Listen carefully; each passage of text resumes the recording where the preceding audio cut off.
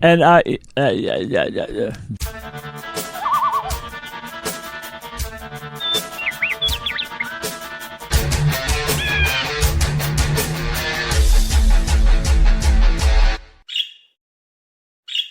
This is What the Flock Radio's Birds of a Feather. We are an indie music-focused show rife with witty, fuck-laden, insanely interesting, and unhinged banter. Our thematic submissions will confuse, infuse, and delight you, while our fascinating fun features will fluster, flummox, fulfill, and thrill you. And I am Professor P. Soup, as everybody knows, international rock legend, radiant savant, amateur wildlife photographer, member in good standing of the Order of the Immaculate Edit, and... I'm glad you're back. Yeah, I mean, I might become the head of the whole order, you know. Got it. And also, as ever, the Hoochie Coochie Man, even though... I feel like you are the Hoochie Coochie Man. What? Even though I don't drink no hoochie and I never get no coochie, I'm still somehow the Hoochie Coochie Man. All right. And I do got my mojo working. But of course, there ain't no womans around here for it to work on. But if there were womans, the mojo would be working on them. But all right, okay, hear that. And how about my co-host here? Oh well, who am I? Well, I'm the vocalist for the rock band Ascent, and you can find us on your favorite music platforms by searching Ascent, ASNT, and ASNT Rocks. You know, it also occurs to me that I am the creator-producer of this show. That's right. She takes full responsibility. So it's interesting that I never say that about myself. So I thought, shit, I'm going to start saying that. You know, I may not have as impressive an introduction as you, but fuck, I still have one. So anyway. So now I do that time-honored tradition where I bring up Who Dat. Are you ready? Yeah, you've actually finally convinced me that I do fairly well at this feature. You do. So yes, go ahead. All right. In 1974, I joined forces with a well-known guitarist and went on to make history. I left the band while it was at its peak to embark on a solo career.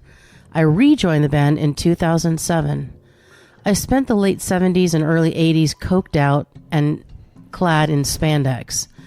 I was inducted into the Rock and Roll Hall of Fame in 2007 for the band and in 2021 as a solo artist. In addition to being a vocalist, songwriter, keyboardist, drummer, and harmonica master, I am also a painter. I have a black belt in Brazilian Jiu-Jitsu. I'm an avid collector of vintage cars and motorcycles. I am one of the voices on the track We Are the World. I had an incentive program for the roadie that selected the best groupie.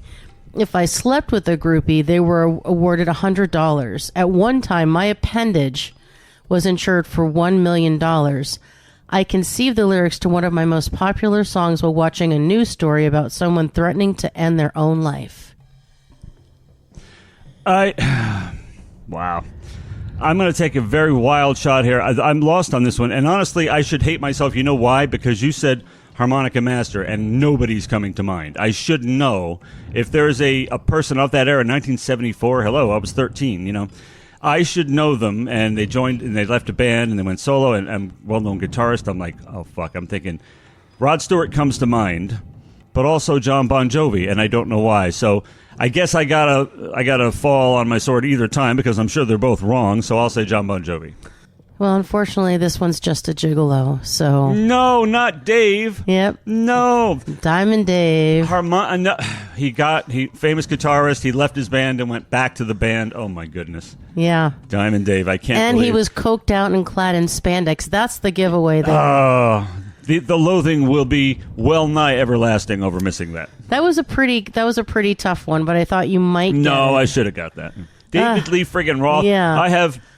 I don't have any of his solo stuff, but I have all the Van Halen Roth albums. Yeah, it's Come just on, as man. well not to have his solo. It's really good. I didn't find it compelling enough to have, you know. But agreed. The Van Halen stuff is Hell really yeah, good. I'm totally down with Van Halen. All right, well, that was fun. Thank you so much for allowing me to introduce myself, and I'm going to turn it over to you for this week's theme. All right. Well, I'd like to mention in passing. Oh, excuse me. What? I didn't mean to. Yeah. Well, I'd like to mention in passing because it seems to be this would be the time of the show where it would be the least disruptive. Mind you, it will still be very disruptive. However, I think it is worth mentioning that we're celebrating a couple of versaries. We are. Not the show-versary, that's No. February. Yes. The meet-versary. And, when we actually met, and I seem to remember It was the 21st night of September, so never forgotten because of the immortal... 2019. 2019, the immortal Earth, Wind, and Fire Classic, so in case we ever happen to forget. And thank you, and say hello and welcome to all the new listeners, and we're glad you're with us. Also, not new listeners, but possible listeners we were unaware of. You know, I learned something this week. Oh. It's been said of a certain group of people that no one knows who they were or what they were doing. Oh. I mean, this was hundreds of years before the dawn of history. Oh. You know who I'm speaking of, right? But I do. The recent archaeological findings have established rather conclusively that they were somehow listening to this show because they were beyond the inability. You know, makes perfect sense. So we can add that to the collective pool of knowledge about the Druids. Wow. So maybe our legacy also remains hewn into the living rock of Stonehenge. Oh, who knows? And we don't even know it. Perhaps. We don't even know it. But anyway, happy meatversary and birthday perhaps might be coming around very soon, like tomorrow, a couple hours. It's interesting. Yeah, I was going to say, talking about legacy, you have quite a legacy as somebody who creates your own music and is old hat at this radio thing, and obviously still some very shaky experiment doing a show with me 6 years. Yeah, that's so interesting. That seems to be, the legs seem to be holding out on that one, I got to say. It's a tough one. But yeah, we are having this wonderful show, and we're getting to celebrate my friend David's birthday here. David, do you want to share how many years you've been with us? Actually, I'm very public about it. It's on Instagram. So it's 64, and it's like so it's time to find out the rubber meets the road. Who will still need me, and who will still feed me? And as a old man, so yes, I do need someone to feed me. So I mean, that's tomorrow. I mean, that's... Can I get back to you? Yeah, well, all right. Anyway, but just so you know, when you hear this, I will be 64. That's true. And for a year thereafter. And scourge of the indie music scene since at least about 12 years at least, you know. There's so many of us.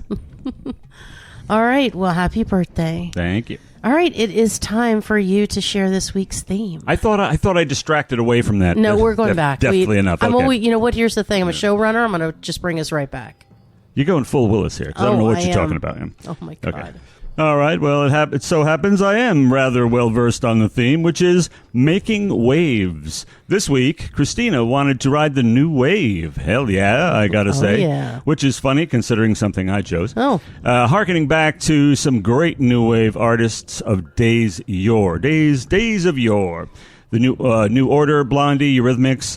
The indie artists we're introducing today are making new wave waves. How apropos. Right. Always. It's like punk. We can always deal with some new wave. Hell yeah. So anyway, very nice. So I, having done that due diligence, I'm going to and discharge my duty, even though it is my birthday, even though I'm very old now. Oh, my God. That I will turn this over to you, because I think the next responsibility falls to your... Well, it's crystal unclear. Oh, yes. Yes. I told you, remember, standing on business, and I quit, you know. Well, and for this every show feature, what we do is we're challenged to use a selected phrase as much as possible throughout the show. Since these phrases are often crystal unclear, our use of them will likely follow suit. And this time, it is smacks, an indication that something is very good. So it smacks. Oh, yeah. Now, I mean, it's a graduating from slaps. You know, this slaps, it smacks, it hits, it rocks, it kicks ass. It's the exact same thing. It's a bomb, it's a banger, it's a, you know, and that's what you want to hear, is that your song slaps. So or smacks. Stay tuned. Sense coming out with some new stuff fairly soon, and it's going to smack and slap. It's going to smack. Oh, yeah. So smacks. It's going to be fun. We're going to do it. This is the 2025, you know, kind of teenage slang, and we're trying to keep it going for them, you know. I mean, if you get a couple folks like us, you know, maybe you can really make it go, like fetch. And honestly, if a song smacks, which is the word, however, it's much too close to slaps that I'm conflating them in my mind. I hear that. But smacks, okay, but if past performance is any indication, Christina pretty much only picks songs that smack. That's so right. That, at least you don't have to worry about that. We will be saying of the songs probably that they smack, not because we'll feel like fools if we don't use the word, but because they will, because that's the way Christina picks songs. They will, in fact, smack. That's why sometimes I spend way too much time finding songs, because they better fucking smack or they ain't going to be on the show. It's a scandal. It really is. It is. So I'm going to do my first feature, and it is the pecking order For this feature, we pit similar bands or artists against one another and determine the pecking order. So this one's tough, and I'm going to ask for your pecking order as well, so you best be ready. So this is 3 this time. Oh, 3. I was just gonna say, if it's 1 of 2, I might be able to process it. But 3, There are 3, and we're going to put them in the pecking order. Who's, strongest to weakest, All right. best to worst. Okay, and what's the criteria we're using?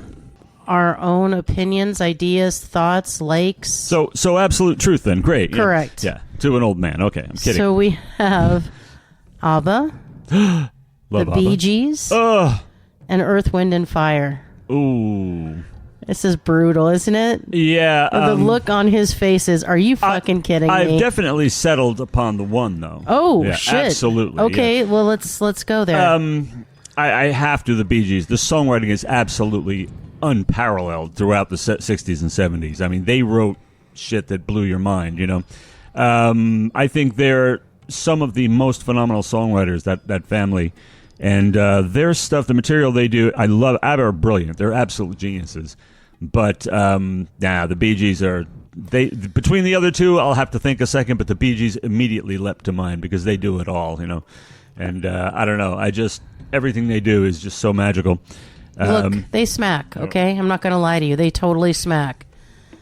I'm going to have to disagree with you, though. Oh, but 2 and 3, that's a tough one. No, I'm going to have to disagree with you because I'm going to say number 1 is Earth, Wind, and Fire. Wow. Well, Okay. phenomenal band, of course. I mean, absolutely phenomenal. Think of the talent. Just think of the power, the musicianship. And It's out of this world, and there is nothing, literally nothing like it. And I confess to, I have heard every, up until, the late 70s, every single Bee Gees album, so I'm so familiar with their body of work. And I cannot say that of Earth, Wind, and Fire, so there's a very good possibility that they are that good. But of what I know, definitely Bee Gees. No, they are that good, and you're gonna nah. And I would. They are that good, and you're gonna hang. Well, you're gonna hang your head. You're gonna clap your hand over your filthy sewer hole. And but I will go with Earth, Wind, and Fire second, definitely. Although ABBA, as great as it, that's the caliber of these 3 acts. Is that ABBA comes in third, and they're genius. They're brilliant. I go Earth, Wind, and Fire. Then I go the Bee Gees. Then I go ABBA. Yeah, pretty close. Pretty close. No, I mean no. If you have the Bee Gees first, she loves to fight. That's not close. She loves to fight, but I will say Christina's the kind of friend you need because, she'll tell you if you're being a pussy. Yeah. Oh, I will. And it's like that's great. Most of it's like late at night. She used to work this terrible. She was working around the clock. It was absolutely tragic. I was alluding to it to the show, but I wanted to say much more. The poor thing. Well, that's the past. But anyway. But she used to stay up late at night, and I would stay up with her, keep her company, so just because nice. I'm retired and I ain't doing shit anyway. I'm serving no purpose on Earth, so I might as well do that. And fucking A. I haven't been serving a purpose on this Earth for a long time. Your assistants doing that whole thing, like hanging out with me, that smacks. And there would come a point where I would just want to, I just want to crash. I mean, I've been up a really long time, and I'm an old man. Oh my god! But or whatever I want excuse you want. Whatever excuse you brought up. But lazy bum, that kind of thing. And but instead of saying she would be like, well, of course you're tired, and I mean, your body needs rest. You really need to take your rest. It's like, nah, you're being a pussy, dude. Yeah, she'll being just a tell pussy. you, dude. I'm gonna be up for 6 more hours, dude. And what did you do today? Come on, stay up with me a little bit longer. I need some oxygen to the brain. I need to know that I'm not alone in the whole world. Yeah, that I mean, that would be being a pussy. Yeah, I'm gonna tell you. Total puss move. I'm not going to say that you didn't puss out a lot, but you did. But then you also no, but I manned fucking up. hung in I there. manned up a You lot, did, too, yeah. It was pretty honorable. But I'm just going to tell you, you're going to be fucking sad you picked the wrong band on this one. She always says it's wrong. It's the truth. I'm just sorry. In this instance, the raw power, the raw emotion. I'm not talking cultural impact, although cultural impact, they would certainly win. But then ABBA would probably be second, and Earth, Wind, and Fire would probably be third. They're all enormous in that capacity. I mean, they are, but I think you don't know Earth, Wind, and Fire enough. No, I don't. And I'm much more familiar with ABBA, too. But I'm picking Earth, Wind, and Fire based upon just what I've heard of them and thinking of what they're probably capable of. I actually used to have 2 ABBA albums, and Super Trooper and Voulez-Vous. They were absolutely fantastic. I mean, they are so good. But I'm still guessing Earth, Wind, and Fire probably has more that I haven't discovered yet, and I do admit that. Yeah. Just listening to the songs you have heard. Yeah, exactly. The complexity, the vocal prowess, the musicianship, the songwriting. How are you even picking the Bee Gees over them? You know, I mean, you pull out... It's almost like an ace in the hole. So, oh yeah, what about Shining Star? Holy fuck! I mean, what are you gonna say? I mean, I'm just saying. Like, whoops. You gotta think about it. Think about it. I'm gonna get back to you at the end of the show, and we're gonna make sure that I'll be browbeaten to confessing Earth, Wind, and Fire. Hey, it's not but, gonna. No. The more you think about it, it's like, oh my god, Shining Star. It's like that alone. I mean, there are acts that they do one song and you go, okay. Legendary. You don't have to do anything else. You know. September is amazing as well. Hello? Oh, well. I mean, come on. There's just Even so many. before it became a special a meatversary, yes. It was very important. Okay, so carry on. You picked wrong, but that's cool. Yeah. So anyway, my pecking order, Earth, Wind, and Fire, Bee Gees, ABBA. Your pecking order, wrong though it may be, Bee Gees, Earth, Wind, and Fire, ABBA. Yeah, as hard as that is to say, and I'm just making an educated guess on Earth, Wind, and Fire. Yeah, mine smacks, yours does not. Yeah. So, all right. Well, on that note, write in, let us know, boafonair@gmail.com. Let us know. I have the right pecking order, I assume. And David does not, but that's okay. That's all right. No. Bee Gees, bro. Bee Gees are cool. They're just number 2. All right, what's up? What's up next, bro? What's up next? Yep. Why are you rushing me? Rushing you? Am I bum rushing you? Yeah, why are you bum rushing me, man? No, go. All right, next one is our first artist, and that is Tess Roby, or Robbie, I'm assuming Roby, with a song called Path. So Tess is alt dream pop, new wave pop. Wow. And Tess hails from Quebec. So interesting. We like to go international on this show, even out of this world. If we were to get some sort of the 411 on alien indie artists, we'd totally feature them, wouldn't we? There we go. And we're not saying Tess Roby's not. You know, we wouldn't know. You know. Well, that she's an alien. Yeah. She's not an alien. But I'm saying, we will play anything even. Well, that's true. Yes, cannot wait. And you always pick the smacks. Well, let's hear just how much Tess smacks.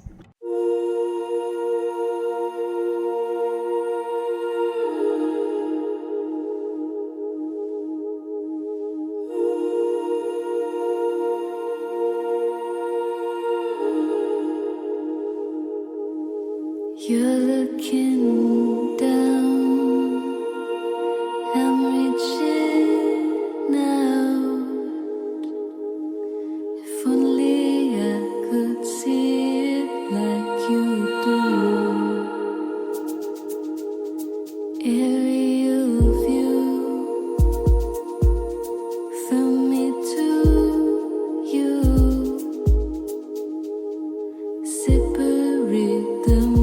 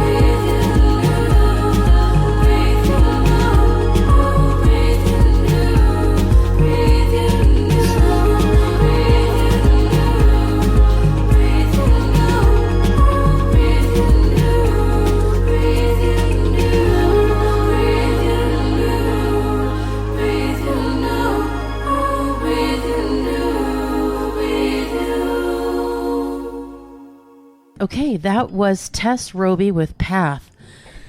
Ooh, I don't know. I wrote a lot. My hand's hurting because we take little notes here while we're listening to the songs. Because again, if you're new to us, I only listen songs for about 15 seconds. And if I like what I hear, perfect. I purchase the track. We purchase all tracks we play here unless you submit. And then I hear them for the first time here with David. So we listened to this one and wow. I'll let you start and I'm going to jump in. Well, you know what? I never object to ethereal being worked in there somewhere. In the middle, in the beginning. Or, are you talking about the ghostly vocals at the beginning? Yes, we're talking spectral. We're talking Come ghostly. on. We're talking ethereal. But the fascinating thing is, during this beautiful, beautiful intro where it It's builds up a beautiful. little bit, much of the backdrop is there's a vocal backdrop. Yes. And the rest of it, and there's, amazing percussion. Just It doesn't come in right away. no, it I doesn't like that come it right takes away. a minute. It takes a minute, and 'Cause what you you get a pad. You get pad sounds. He said, trying to sound as if he knows anything I about like musical that. instruments Listen or to recording you. equipment, because I don't. But it's incredible. There's a beautiful. That's the very beginning. And then that Yeah. beautiful lead vocal comes in, right? Oh. It's pure, it's clean, it's crisp almost. It's just amazing. Then, like you said, that rhythm comes in. There's a building, right? There's just this beautiful building of things. And the really beautiful thing is it could have gone anywhere. It could have gone, hard. It could have had toothy guitars. It could have anything. But it stays in that ethereal vein and doesn't suffer a bit for it. It's fascinating that it goes into its own world and stays there. And you wonder, what else does the band sound like besides this? That alone is enough to intrigue you. It's a very self-assured and powerful song. It's interesting because we talk about the rhythm, and I find that the rhythm is unobtrusive, which I really appreciate, because too much would have overpowered the vocal. Too little, you wouldn't have had that urgency and that movement. But then there is this wonderful synth moment that comes in, and it's just, again, the building is so smart, and it doesn't feel protracted. It doesn't feel drawn out, right? It feels like it's supposed to go that way. And the moment where we hear that echo, where there's the echo, right? I normally don't like that effect, but this was done perfectly. Tastefully, beautifully. I loved it, right? Because sometimes it's just overdone. And then the layered harmonies that happen, yes. There was almost a moment or a few moments of like where it felt like she was singing in a round. I know she wasn't, but it felt so fluid. I really love this track. I love her voice. I love the entire feel. And again, it sounds like we think this one smacks. yeah. Hey Tess, your song there smacks. absolutely. And oh yes. No. I like how you pointed something out about the percussion. It does not. It stays unobtrusive. That is so important. A lot of modern music is ruined by a tendency to, wallow in the most egregious percussion. But it is or so guitars good. or anything, yeah. and for whatever reason, somebody said no, less is more, and it was And don't get us started on executed. bass. Oh my goodness! But yeah, well done, Tess. And if you like what you heard, and we're sure you do, please follow Tess on Instagram at TESSROBY.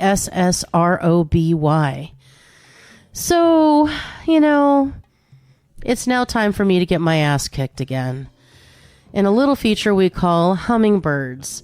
And for this feature, we hum songs to see if the other person can guess the song in a head-to-head battle.